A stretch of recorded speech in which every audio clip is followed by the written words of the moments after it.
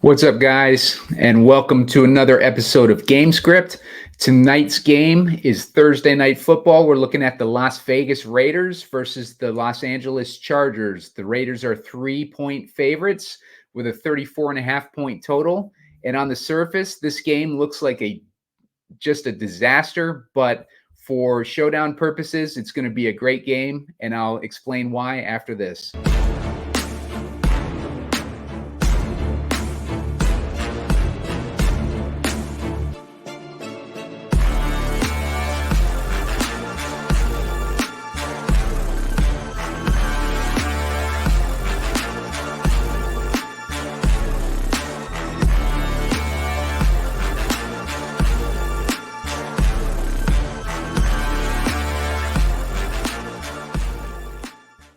What's up, guys? Simon Edwards at Pumacom here with Heat Seeker Sports, and you're watching Gamescript.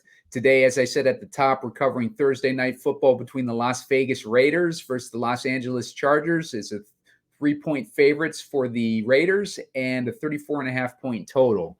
And this is the type of game that is great for showdown slates because it looks like garbage on the surface, but this game could end up in multiple ways. Most people will start both defenses in their lineups and stuff like that.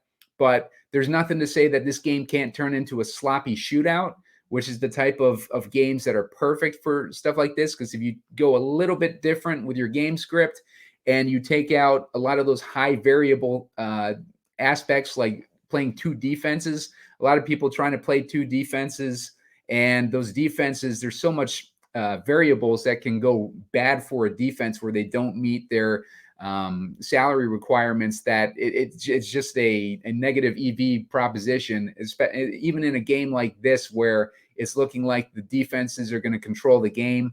And, most likely the defenses will control this game, but there are ways that we can get different and we can compete with 20% of the field as opposed to 80% of the field. And I'll get into that in a second. But first, hit that like button, hit subscribe.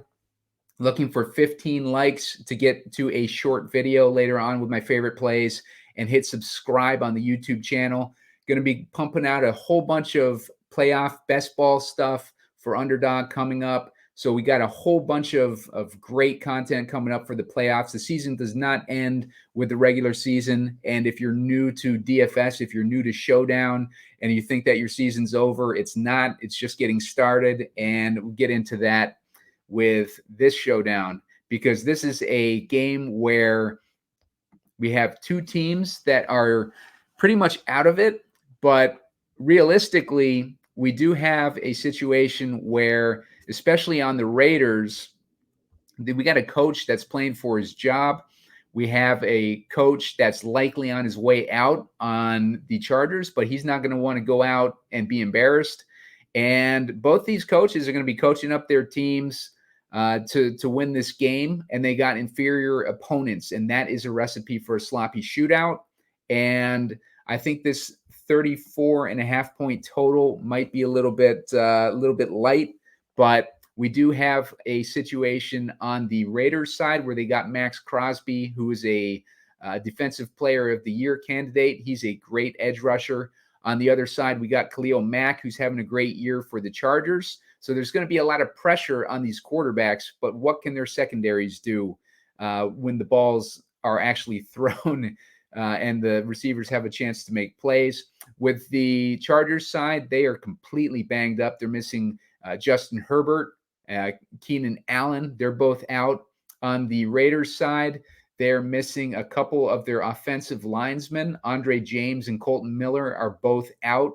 So that's going to set up Khalil Mack to have a nice game, and the Chargers defense. But are they going to get that? You really need them to get a touchdown in order for a defense to pay off, especially in a situation like this where we're talking about. Let's look at the prices on these defenses. $4,400 for the Chargers and $4,200 for the Raiders. So it's not bad prices on these defenses, but still, if you're going to play multiple defenses in a lineup, you got to get at least one of those defenses scoring a touchdown, and that is a very unlikely situation. So we can build our lineups a little bit differently just by maybe getting away from the defense somehow. Let's say that this is going to be a sloppy shootout game. That'll be our way of getting different when we build the fun lineups. But we'll start off with the chalk, and I'll go through the player pool real quick. Davante Adams is interesting tonight. He's been getting targeted a ton, even with Aiden O'Connell, but like Aiden O'Connell has not been able to give him very many catchable targets. He's getting a ton of uncatchable targets from this quarterback. He's a rookie quarterback. He's going to be under a ton of pressure tonight with Khalil Mack. So no telling what kind of success that he's going to have. It's probably not much success, but if he does have success and he's able to hit Davante Adams on a few big yardage plays or a couple touchdowns or something like that, that helps our script out if we want to get away from those defenses. And I do like Davante Adams, especially if his ownership is going to be low in the captain. Let me take a look at that real quick. Let me get an idea of a projection on ownership. Let's see. Yeah, and the thing with these situations is we've seen it a lot lately where these high upside guys come in with super low ownership projections. And it happened the other day with DeAndre Hopkins, for example, like in the Tennessee game. DeAndre Hopkins had next to nothing in ownership. Everybody had kind of written him off, and it was just a perfect setup to start DeAndre Hopkins in the captain spot. He ended up being the highest scoring player on the game. With this slate, we're looking at Davante Adams. He's got a 23% ownership, and Austin Ekeler is right behind him with 22%. So if you want to get a little bit different, we're probably going to have to get away from those guys.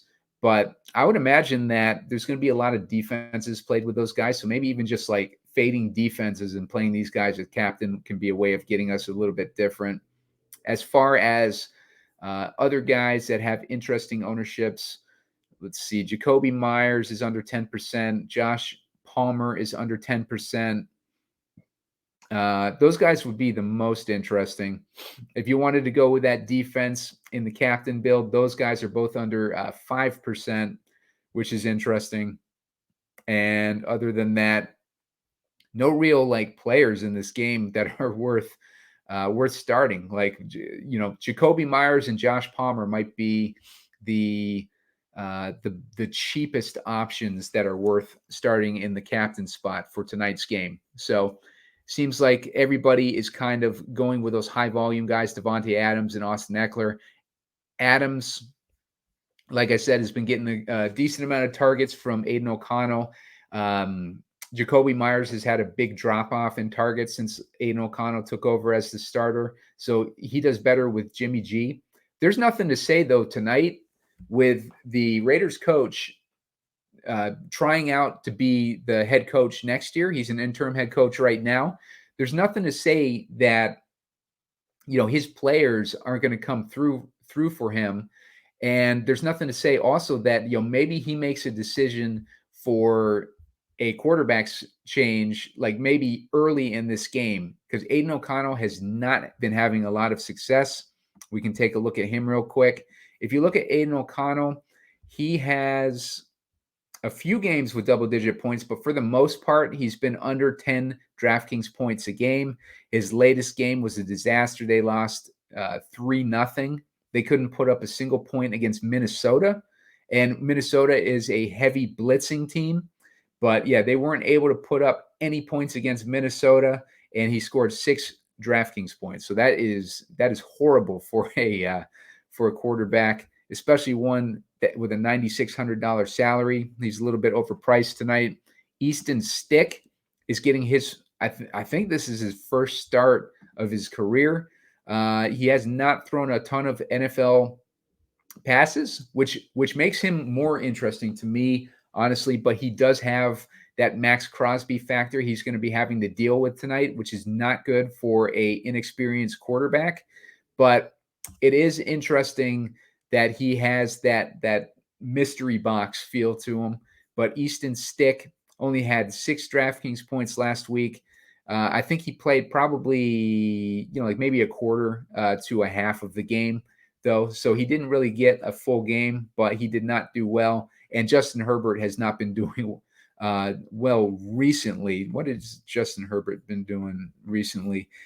Yeah, the last 3 weeks he's gotten under 20 DraftKings points, but prior to that he was on fire. So recently they've been kind of on a decline, but they had a tough matchup against Baltimore, like not a too tough matchup against New England, and then they had that game against Denver last week, which is a team on the rise in Denver. So Justin Herbert, we've seen the success that he's had in this offense. It is a Justin Herbert thing. Like, he is a great quarterback, but maybe Kellen Moore's offense opens the door for a quarterback to have success in it. When you have an elite quarterback, it propels you into that 20 to 30 DraftKings points game. But if we're talking about a quarterback like Easton Stick, all we really need out of Easton Stick tonight is 15 DraftKings points. So if we're building for sloppy shootouts, I think I prefer to go with Easton Stick, just because I think that the more likely guy to get pulled tonight is probably Aiden O'Connell, because he's had a few games to be a starter, and he has not delivered in those games. And Jimmy G is healthy now. He's a starter. The reason why I think Jimmy G is not starting is because there's a clause in his contract where if he gets hurt, then he's guaranteed $11 million or somewhere around that number. So it makes a lot of sense for the team from a conservative standpoint to keep him out of the game. But at the same time, we got a coach that's trying to win these games. And if he decides he can't win with Aiden O'Connell, then look for Jimmy G to come in this game. I'm not going to be playing that angle from a showdown perspective, but it's there for the taking if anyone does want to play it. Jimmy G would be at $6K on DraftKings, which is pretty cheap.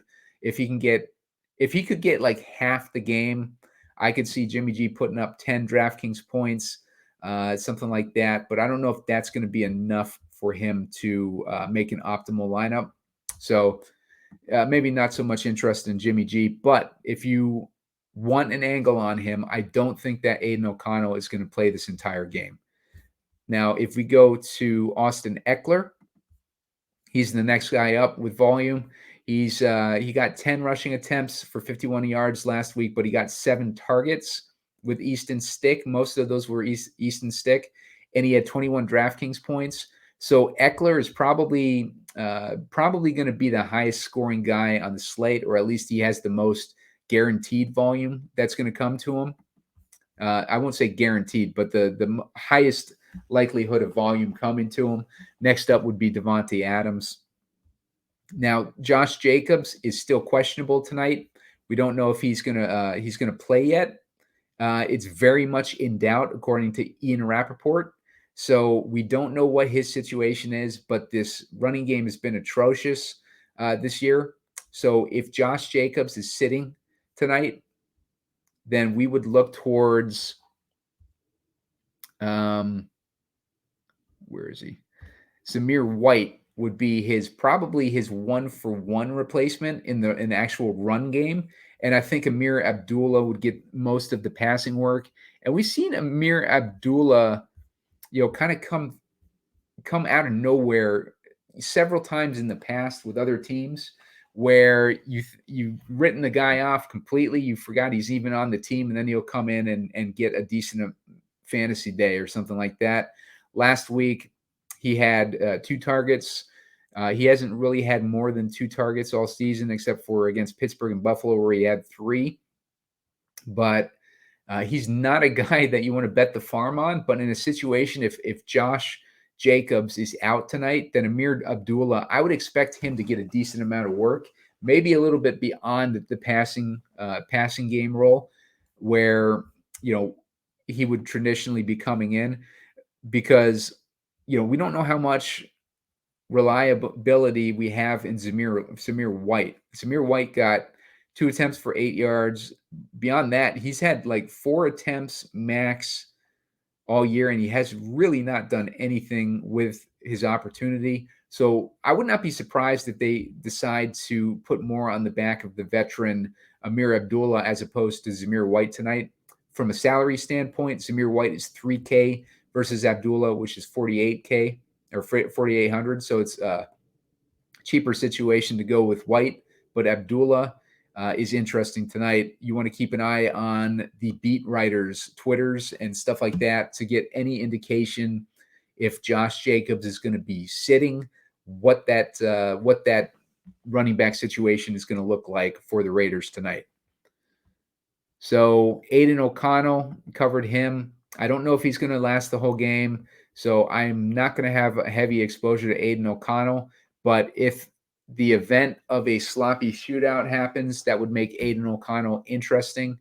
It's tough to envision, but we've had tough to envision scenarios play out for us in the recent past for Showdown. So Aiden O'Connell is still on the table, although I don't like his price at 9,600, and I don't really like the play. Easton Stick, we covered. Jakobi Meyers is getting 6 and 7 targets in the last couple weeks. He hasn't been targeted nearly as much as with Jimmy G. He had a lot more success with Jimmy G. If you wanted to put Jakobi Meyers in, like envisioning Jimmy G coming into this game, maybe play Jakobi Meyers without Jimmy G and hope that it works out.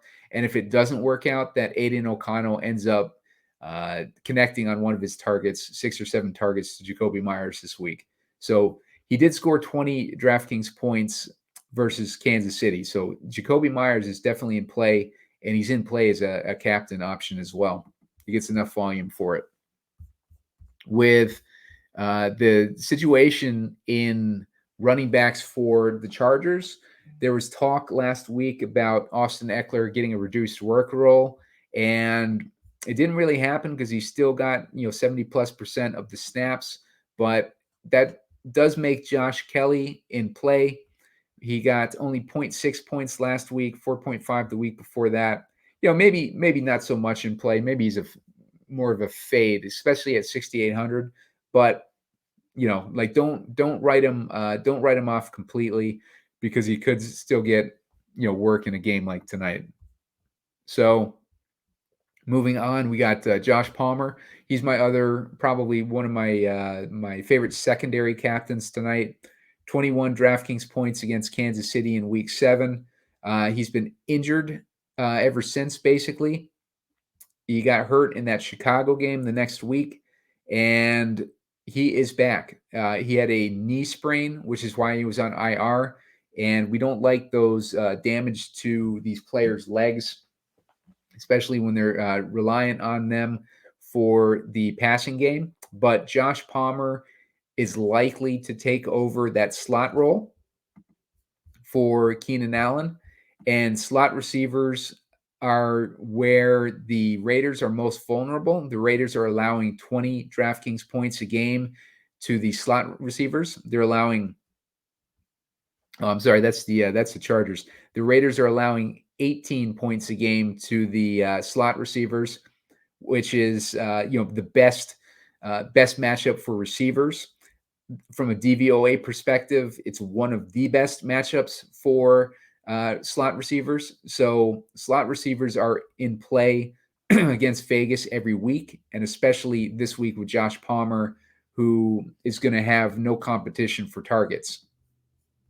So I like Josh Palmer tonight a lot, and I like him as a captain option, especially a sub 10% owned captain option for someone who's going to get, I would imagine, a decent amount of volume, and there's probably going to be people scared away by the injury, myself included.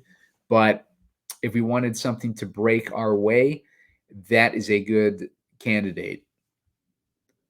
Quentin Johnson has been getting a little bit more targets recently. He's been showing up a little bit recently.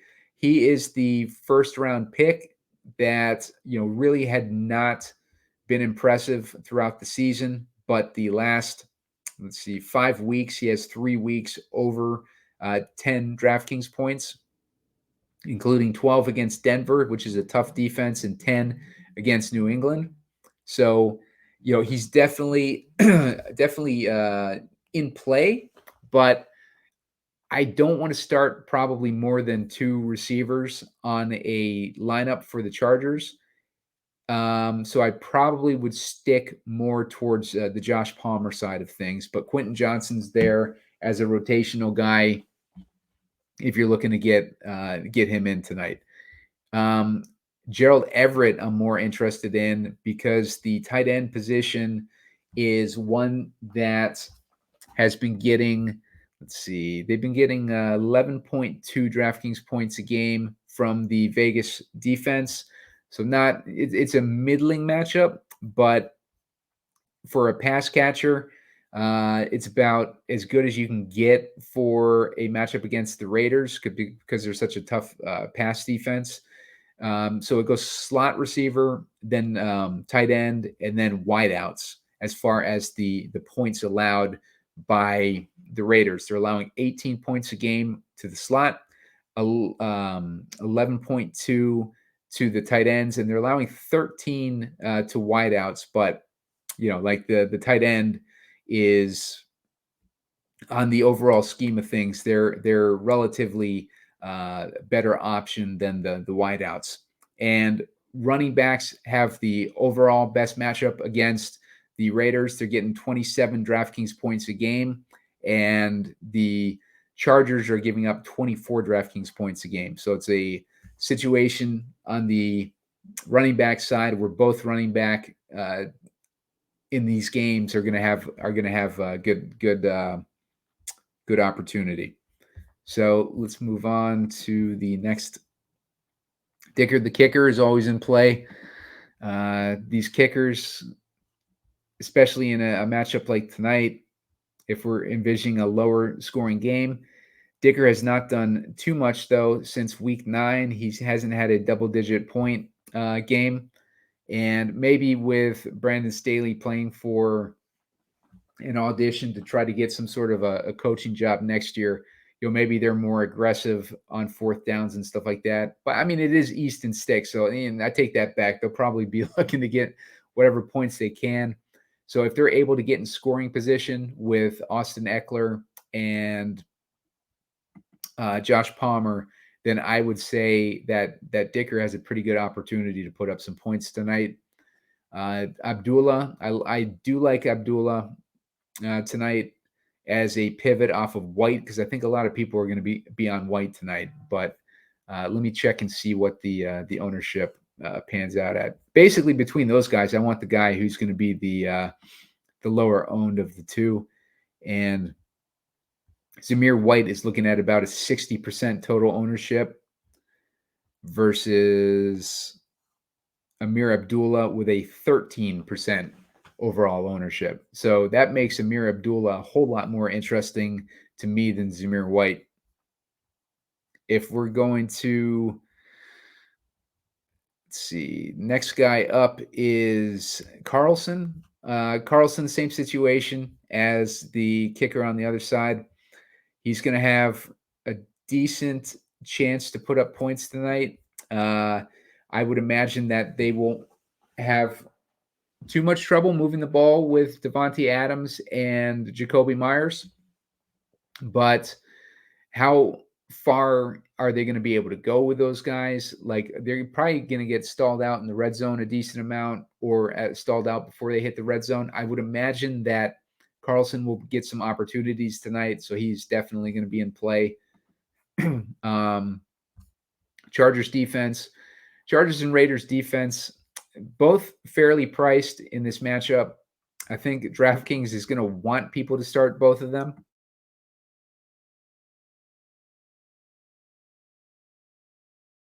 But it really is tough for two defenses to pay off in the same game, especially. We saw it the other day in that Jets versus Miami game, where both those defenses ended up being in the optimal lineup. But this is a situation where, the Chargers have good players on their defense, but the defense has not been playing well. And you can see it in their results. They only have 3 games where they scored more than 10 DraftKings points. And in a matchup like tonight, division rivals and whatnot. Looking at 2 offensive linemen missing on the Raiders side, which sets them up a little bit better. But it's going to be tough for 2 defenses to pay off, and I think you got to kind of pick and choose. I don't hate using 2 defenses, but I think if you want to get different, you probably want to use one or none. Raiders defense, same situation. They're a little bit better. They've had, let's see, 1, 2, 3. They've had 4 weeks over 10 DraftKings points. And other than that, they've had some decent weeks. But Raiders defense, I always like the Raiders defense just because of Max Crosby, just because he's one of those guys that is able to disrupt an entire game and disrupt an entire offense. And they're at 4,200. I think I prefer the Raiders D maybe over the Chargers D, just based on like how they've done this year. But both of them have pretty much equal matchups. So if you wanted to lean one towards the other and have a preference there, maybe correlate it with your game script and just see how it goes. Renfrow has been getting targeted a little bit more in these past few weeks. 5 targets last week, 4 the week before that, and 5 the week before that. Pretty much since McDaniels has been ousted. But he's not been generating the fantasy points, 9 points, 8 points, and 7 points. So Hunter Renfrow, he's maybe a guy that you keep in your player pool, but you don't want to have a ton of exposure to him. He's at 4K. Isaiah Spiller, same situation with that running game. They were talking up putting guys in to get more work away from Ekeler, but they didn't do anything with their opportunity. Spiller last week only 1.9 DraftKings points, so he had a horrible game. The Raiders are vulnerable to the running back, and I think that this is going to set up Austin Ekeler for a big game, and he's not going to need any of these backup running backs to kind of come in for him. So I don't see a lot of value in trying to go away from them in a week like this where we're not worried about salary or anything like that. So Isaiah Spiller is a guy that I'd probably pass on this week. Michael Meyer, he is a guy with a decent matchup because the Chargers are giving up 15 DraftKings points a game to the tight end position. So he has a nice setup for tonight. He's got Austin Hooper as another tight end that he has to compete with for touches, but Michael Mayer could be a sneaky guy. And I like that price point of 3,200 because he's right in there with those defenses and guys like Spiller and Zamir White and stuff like that. He'd be a good pivot off of that range, especially with the points that the Chargers are giving up to the tight end position. Donald Parham has been taking a lesser role to Everett lately, and it's showing up in his fantasy stats, but he is a red zone target. But how much do we think that the Chargers are going to be in the red zone with Easton Stick? That is going to determine like how much you want him in your player pool or not. And he also is questionable. It seems like he's always banged up. It's his shoulder this time.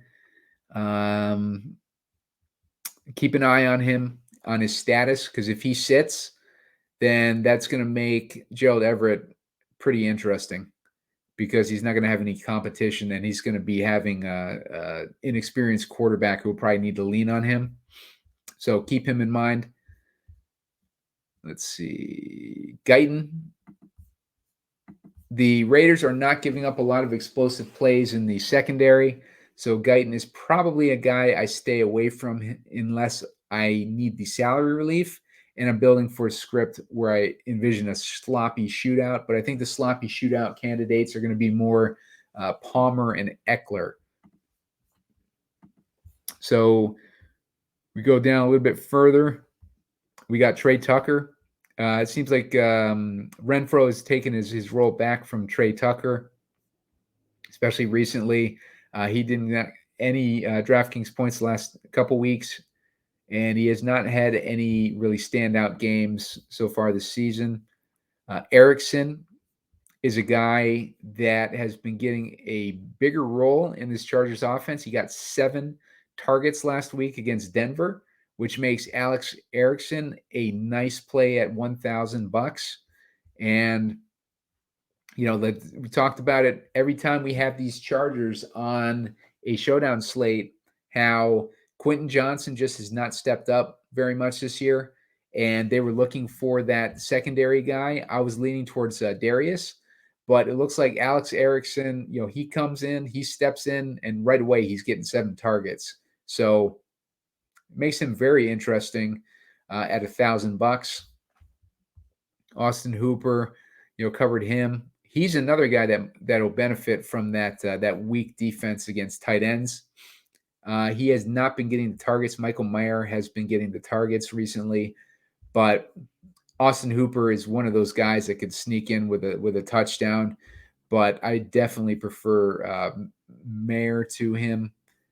Mayer had those 3 games in a row, 5 targets, 4 targets. So I lean towards Mayer over Hooper. Although Hooper is a good salary relief guy if you are struggling with salary and you need an $800 guy. Darius Davis is the guy I was hoping would break out, like with Quentin Johnson not doing anything. I covered him a couple times in these showdown slates, but he got a touchdown for us one week, but other than that, he has really not delivered. So I'm kind of not leaning towards Darius Davis anymore. He's $600. And with Keenan Allen out, it makes him a little bit more interesting.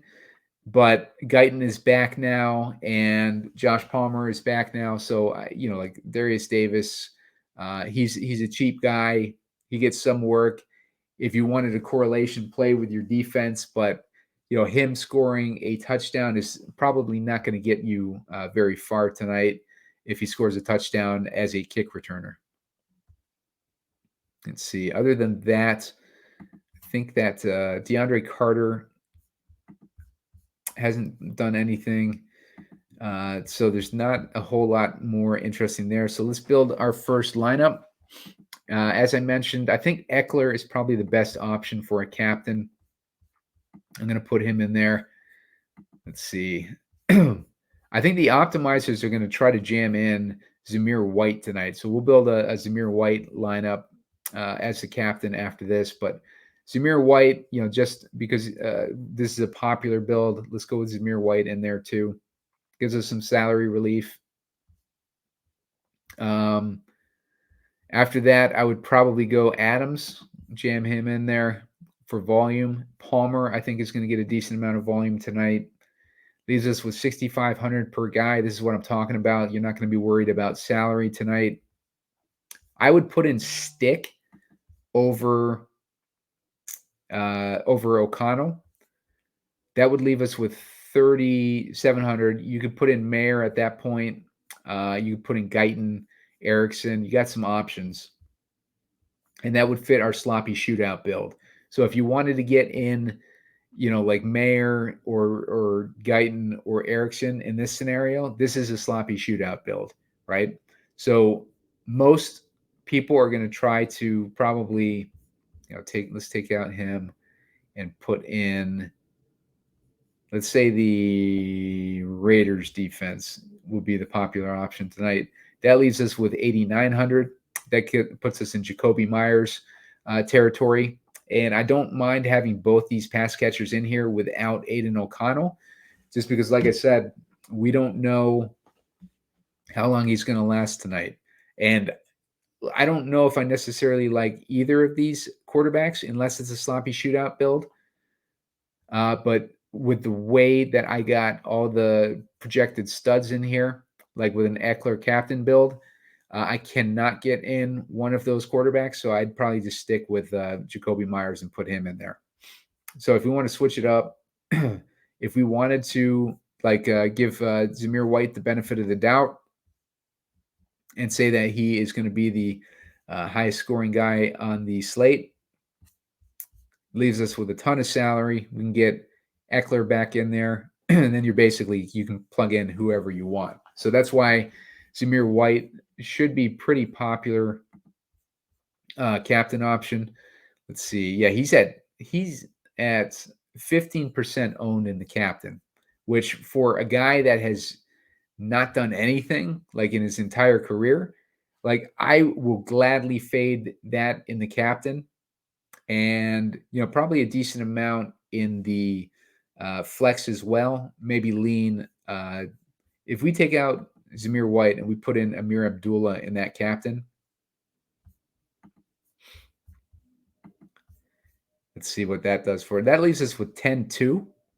And that puts Jacobs, if Jacobs plays tonight, although he's looking questionable, gives us Aiden O'Connell, Easton Stick, Jakobi Meyers. You're left with all the options. Putting Amir Abdullah in that captain. We don't know how this running back situation is going to shake out. A lot of assumptions are being made that it's going to be Zamir White, but we see it happen all the time where people assume one thing and then it breaks a completely different way. Amir Abdullah is a veteran. He has just as good a matchup as Zamir White has. And if we're looking at his captain ownership, you have to scroll pretty damn far to find what his captain ownership is. I even have to, he's a 0.8% owned captain. So Amir Abdullah, if I was going with one of those backup running backs as the captain tonight, I would go with Amir Abdullah over Zamir White and hope that it breaks our way. It's you're rolling the dice. It's a gamble, but I mean, you put Amir Abdullah in there, you can get all the high volume guys. You're only competing against 0.8% of the field if he ends up hitting, and you've basically you can basically coast to that captain spot or to that first place spot if it breaks our way. So Amir Abdullah is a guy that I'm interested in. I'm gonna read those dirt sheets. I want to see what they're saying about who's going to get what as far as the work in this backfield, and hope that everybody's assuming it's going to be Zamir White, a guy who's done absolutely nothing like his entire career. Amir Abdullah, we've seen him flash in the past, and he's the perfect pivot over Zamir White if everybody's going to assume it's going to be Zamir White. But we got to have a lot of things work our way. We got to have Amir Abdullah actually be the guy that gets the work. We got to have the game script work in our favor, where the running game of the Raiders is able to get going, and we have to do a lot of assumptions to get to this spot where Abdullah is the captain. But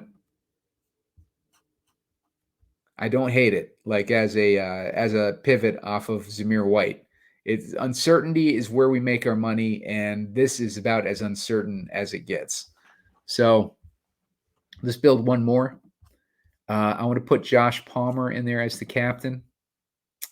I'm going to put in Easton Stick. Let's say that the lack of tape on this guy sets him up to, like maybe have a successful day. Let's put in Ekeler as well. So we'll put Ekeler in there. Let's run it back with Adams.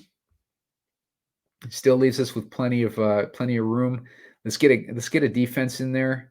These are the type of weeks where I like to play the defense against my captain. And let's put the Raiders in there because I like Max Crosby. And then we could put Abdullah in there. We could put Carlson in there. You could do your double defense with the Chargers D. I don't hate it. I don't hate the double defense as much when you're using a lower owned captain, because that way you're not worried about being chalkier there or too chalky there. But double defense in general is just a bad strategy. Although this is the type of game where it could pay off. It's more likely to pay off in a game like this, but it's still, like not a great strategy with ownership projected as high as it's going to be tonight. I'll get you a ownership projection on these defenses. Raiders D, 26% projected ownership, and Chargers D is 22 projected ownership. I would guess that the combined projected ownership is pretty high too. And in the captain combined, they're about 7% ownership combined. So it's about 3.5% each. So not as awful as I would have expected. I don't know if I believe that entirely, because I think the more that people talk about this game and they're going to talk about how ugly it is, I think that's going to increase the likelihood of like people trying to jam in those defenses. So there's a breakdown for you guys. Make sure to hit that like button. Get me to 15 likes. I'll be able to put out my thoughts a little closer to game time. And make sure to hit subscribe on the YouTube channel so you can get the alert. Sign up for the alert when that video comes out. And then on top of that, you'll get alerts on all the content that I post with all this great underdog content that I got coming up for playoff best ball. Playoff best ball has been my best game apart from Showdown, and I see a ton of value already in playoff best ball, and I'm going to go over that. I'm going to give you guys some great plays for playoff best ball, and I'm going to give you guys a deposit bonus code. I'm going to give you guys a code where you can get a $100 deposit bonus from Underdog, and I'll start that with my Saturday show. So stay tuned for that, and thanks for watching, guys.